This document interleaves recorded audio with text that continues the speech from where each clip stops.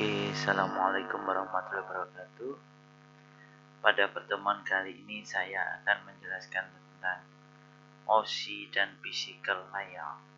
Oke, perlu kalian ketahui bahwa OSI dan physical layer itu adalah bagian terpenting dari jaringan, di mana ada bagian-bagiannya. Oke, lanjut. Untuk hari ini materinya adalah tentang OSI layer, topologi jaringan, perangkat jaringan, dan media fisik atau fisik dari media tersebut. Berikutnya yaitu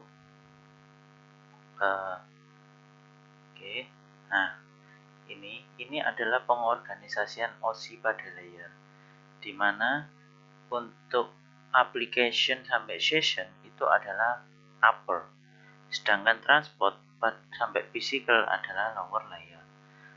Dimana pada OSI ini terdapat 7 lapisan, yaitu membacanya itu mulai dari bawah, yaitu physical sampai application. Nah, ini adalah lapisan-lapisan 1, 2, 3 di sini merupakan network support dari layer, yaitu fisik, data link, dan network. Sedangkan transport, session, presentation, application, sedangkan session, presentation sama application merupakan support layer juga. Untuk ini yang mendukung ke pengguna, sedangkan ini yang ke perangkat. Dan yang paling penting adalah transport, di mana lapisan ini lapisan yang menghubungkan dua subgroup antara di sini dan di sini, yaitu antara fisik sampai network dan session sampai application. Nah, ini apa yang harus dilakukan oleh OSI layer? Nah, kira-kira jalannya seperti ini. Nah, untuk sebenarnya gambar ini adalah gambar yang berjalan, namun karena mungkin ada trouble, jadi sudah saya masukkan pada e-learning. Kira-kira seperti ini. Jadi cara kerjanya itu kita mengirim data, lalu turun sampai ke bawah, maka diterima oleh si penerima. Nah, cara animasinya adalah seperti ini. Jadi ini naik ke atas terus. Yang sini adalah untuk pengirim dan yang sini adalah penerima. Kira-kira seperti itu. Nah, untuk materi silakan kalian download di sini, presentasi sudah saya sertakan. Bila teman-teman mau mencari materi yang lain juga sudah saya siapkan, yaitu milik Cisco. Cisco di sini adalah standar untuk mengambil sertifikasi untuk di jaringan. Jadi sudah saya siapkan juga bila teman-teman berminat di sini. Dan ini adalah ada video yang lain. Oke, berikutnya yaitu komunikasi. Kira-kira seperti ini. Jadi animasinya seperti di sini tadi.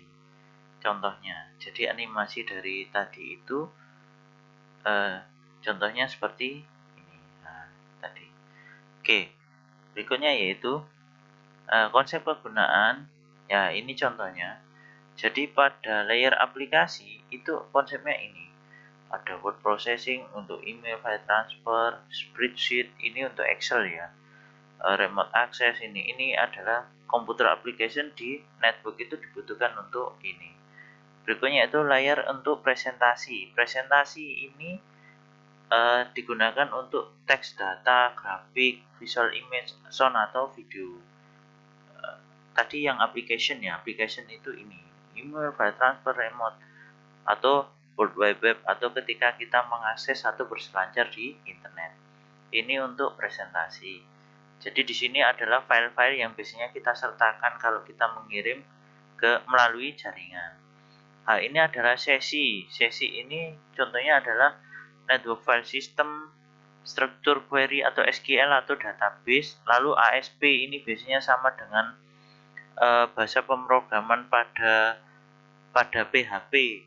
Kalau kita sudah belajar tentang pemrograman web, ASP ini dan PHP juga tentunya pasti terletaknya di sini. Berikutnya yaitu ini session. Session ini ada 3. Ada simplex, half duplex, sama full duplex. Yang kebanyakan sekarang adalah peralatan menggunakan full duplex. Jadi dia dalam satu port itu bisa mengirim dan menerima. Sedangkan Helv ini peralatan pada generasi medium. Biasanya dia hanya satu port itu hanya bisa mengirim atau menerima saja. Jadi portnya berfungsinya tidak seperti full duplex. Kalau simplex ini generasi yang lama. Biasanya peralatannya menggunakan kabel koaksial pada seperti digunakan pada TV ini pakai simplex. Tapi dulu kabel pada TV itu kabel koaksial digunakan untuk jaringan. Nah, ini konsepnya untuk transport. Jadi seperti ini ya. Kenapa di sini ada awan? Awan adalah gambaran untuk internet. Jadi internet itu simbolnya adalah awan. Nah, ini adalah untuk konsep dan kegunaan layer. Nah, kira-kira ini. Email, file transfer. Nah, seperti ini. Ini levelnya adalah di atas, sedangkan ini yang transport. Oke. Ini adalah layer transport. Jadi ada sender sama receiver. Jadi dia mengirim, diterima. Dimana pada saat proses ini ada synchronize, negotiate, connection, synchron, acknowledge. Nah, ini di sini ada prosesnya. Jadi tidak semata-mata dari pengirim langsung menerima, tapi di belakangnya ada seperti ini. Nah, ini untuk layer transport. Jadi ada segmen. Jadi di dalam transport itu ada segmen, di dalam network ada paket yang dikirimkan, itu maksudnya segmennya, isinya. Sedangkan data link ada frame dan fisik ada bit. Nah, ini adalah contohnya konsep dan gunaan pada layer transport. Nah, ini di isinya ada seperti ini ada. Ketika dia tidak siap, maka jaringan itu tidak atau data itu tidak bisa ditransmit. Tapi ketika jalan, maka data akan dikirim atau diterima.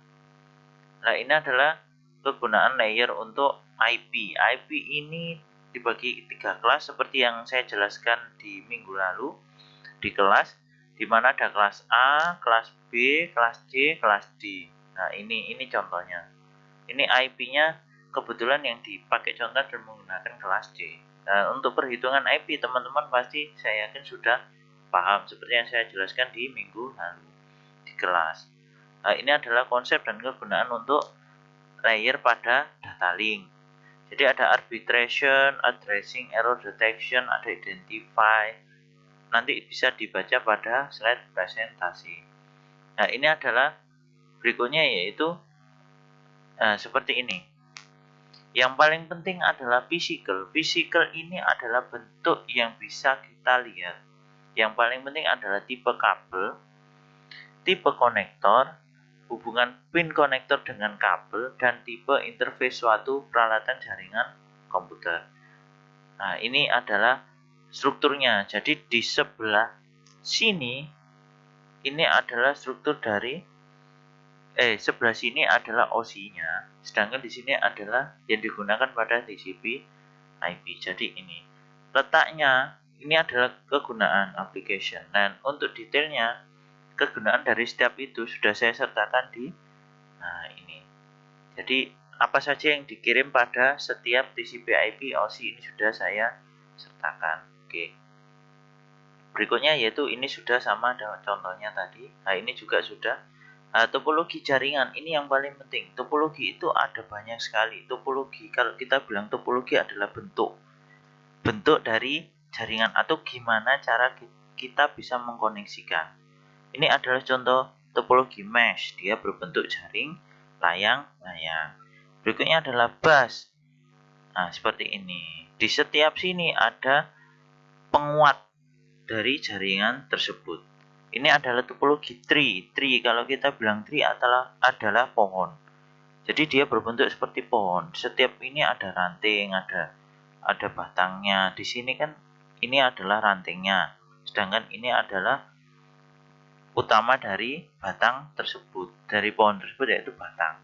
Nah, berikutnya adalah token ring. Kalau kita bicara ring adalah berarti lingkaran. Ini lingkaran di sini. Oke, berikutnya adalah star. Nah, star. Oke, star itu seperti bintang. Oke, ini adalah perangkat. Perangkat yang dibutuhkan adalah ini. Ada file server, workstation, network interface card, konektor hub, terus ada repeater, ada bridge, ada router. Oh iya, saya ingat dulu itu menggunakan kabel koaksial itu seperti ini. Ini peralatannya yang digunakan. Kalau ini sekarang kan masih ada, sedangkan ini kan tidak ada. Dulu itu modemnya pakai seperti ini untuk kabel koaksial yang digunakan seperti pada antena TV ya. Ini contohnya. Dulu juga digunakan pada jaringan. Oke, berikutnya ini. Jadi kira-kira gambarannya seperti ini, ada konektor hub, ada bridge, ada router. Nah, ini biasanya yang diterapkan termasuk di laboratorium kita. Nah, ini ada file server. File server merupakan jantungnya. Jadi setiap komunikasi yang mengatur lalu lintas adalah file server. File server ini seperti polisinya. Apa yang harus dilakukan? Oke, berikutnya adalah workstation. Workstation ini adalah PC kita. Jadi kita menggunakan untuk di jaringan pakai workstation itu. Oke, berikutnya adalah Ethernet card. Nah, ini adalah pakai slotnya Ethernet card. Di sini pakai RJ45 ya, jangan lupa ini. Ini yang sering kita gunakan nanti di laboratorium. Lalu ada hub atau konsentrator. Konsentratornya menggunakan ini hub ini tidak bisa seperti switch, dia hanya simplex. Oke, berikutnya adalah ini hub versus switch. Jadi kalau switch itu adalah full duplex, kalau ini yang medium, dia hanya satu port, bisa mengirim, bisa menerima saja. Oke, berikutnya ada repeater. Nah, ini yang digunakan pada antena tadi atau pada kabel koaksial. Bridge atau jembatan. Nah, ini jembatan. Kalau kita bicara jembatan adalah terdapat dua jaringan. Jadi bridge ini akan digunakan ketika ada persimpangan. Jadi misalkan di satu koneksi sini jaringannya sibuk, satu sini luang. Jadi kita butuh namanya jembatan. Di mana jembatan itu yang menghubungkan antara koneksi ini dengan yang sibuk dengan yang luang. Jadi sifatnya adalah mendistribusikan jaringan yang sibuk ke jaringan yang tidak sibuk tadi dengan bridge. Oke, ini router. Router ini biasanya banyak digunakan di laboratorium. Nanti seperti contoh silakan kalian melihat di laboratorium. Nah, alatnya berwarna coklat kalau di laboratorium kita.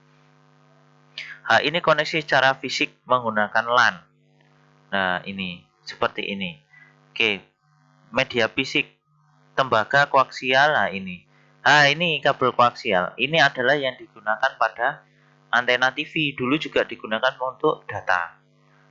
Nah, ini twisted pair. Ini adalah menggunakan kabel UTP atau RJ45. Minggu lalu kita sudah mempraktekkan gimana cara melakukan penstrippingan atau penyambungan dengan standar-standarnya. Nah, ini contohnya. Ini saya yakin teman-teman sudah paham karena sudah mempraktekkan. Nah, ini adalah tipe, ada strike, cross, ada rollover. Ini juga teman-teman sudah paham. Ini fiber. Fiber ini adalah kabel yang paling modern. Tapi kelemahannya adalah ketika ada putus di sini, dia tidak bisa disambung seperti ini. Tapi dia langsung dibuang. Ini adalah kelemahannya. Cara menyambungnya adalah menggunakan inframerah, di mana dari sini di sinar infrared, maka jika di sini berwarna biru maka dia akan sambung seperti itu. Dia bersifat TX sama RX. Nah, ini wireless, jadi koneksi yang di luar dari kabel. Jadi dia menggunakan udara untuk penghantar. Ya, sekian presentasi dari saya hari ini. Terima kasih. Wassalamualaikum warahmatullahi wabarakatuh.